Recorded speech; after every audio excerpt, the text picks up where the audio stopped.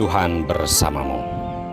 Inilah Injil suci Yesus Kristus menurut Markus, bab 7 ayat 14 sampai dengan ayat 23.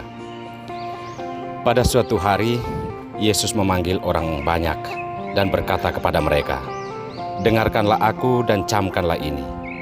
Apapun dari luar yang masuk ke dalam seseorang tidak dapat menajiskan dia. Tetapi apa yang keluar dari seseorang itulah yang menajiskannya. Barang siapa bertelinga untuk mendengar, hendaklah ia mendengar." Sesudah itu Yesus masuk ke sebuah rumah untuk menyingkir dari orang banyak. Maka murid-muridnya bertanya kepada Yesus tentang arti perumpamaan itu. Yesus menjawab, "Apakah kamu juga tidak dapat memahaminya?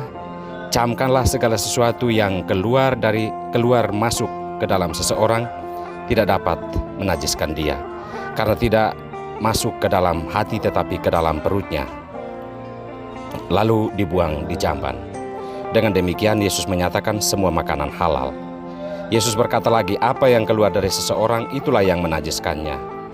Sebab dari dalam hati seseorang timbul segala pikiran jahat, percabulan, pencurian, pembunuhan, persinahan, keserakahan, kejahatan, kelicikan, hawa nafsu, iri hati, hujat, kesombongan, kebebalan.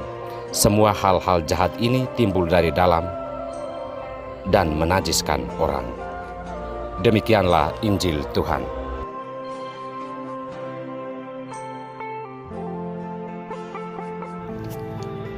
Jangan makan. Inilah sampan bersama saya, Pater Domi Kevi, SVD. Saudara-saudariku terkasih, kata orang, mulut adalah sumber penyakit. Ketika menginginkan untuk makan segalanya sampai tidak terkontrol, maka muncullah berbagai penyakit mematikan seperti jantung, kolesterol, hipertensi, dan berbagai penyakit lainnya. Tentunya secara ilmu kedokteran atau kesehatan, pernyataan ini mungkin saja tidak dapat dipertanggungjawabkan. Mungkin kita perlu fokus saja pada sebuah kebenaran kecil, bahwa mulut itu harus dibatasi dari berbagai kesukaan terhadap beberapa jenis bahan makanan yang bila dikonsumsi akan membawa dampak buruk bagi kesehatan fisik kita. Jangan makan adalah sebuah pernyataan bukan tentang makanan jasmani atau fisik, tetapi makanan mental atau batin. Apakah itu? Saudara-saudariku terkasih, menurut Tuhan Allah, dalam kitab Kejadian, manusia pertama hanya akan selamat dan tetap menikmati indahnya Taman Firdaus apabila mereka tidak memakan buah pengetahuan tentang yang baik dan yang jahat. Jika mereka memakan buah dari pohon tersebut, mereka akan mati. Ini sebuah hukum dan sebuah larangan yang keras jika memang manusia pertama mau hidup. Pohon pengetahuan tentang yang baik dan yang jahat ini bukan jenis makanan tetapi sejenis hukum atau peraturan di mana manusia harus hidup dalam tatanan tersebut agar bisa hidup.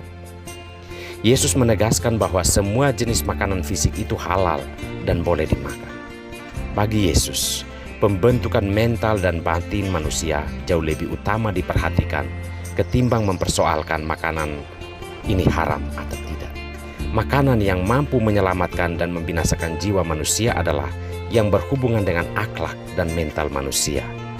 Yesus secara jelas meminta kita untuk tidak makan makanan batin seperti segala pikiran jahat, percabulan, pencurian, pembunuhan, persinahan, keserakahan, kejahatan, kelicikan, hawa nafsu, iri hati, hujat, kesombong, dan kebebalan. Hal-hal tersebut janganlah dimakan. Jika Tuhan Allah melarang manusia pertama dan kita semua untuk tidak boleh makan buah pengetahuan yang baik dan yang jahat, mungkin inilah yang dimaksudkan oleh Yesus soal apa yang tidak boleh diproduksi oleh batin manusia. Saudara-saudariku terkasih, menjaga batin dari berbagai kecenderungan yang jahat adalah hal yang utama yang dimaksudkan oleh sabda Tuhan hari ini, agar kita semua hidup baik di dunia ini maupun di akhirat.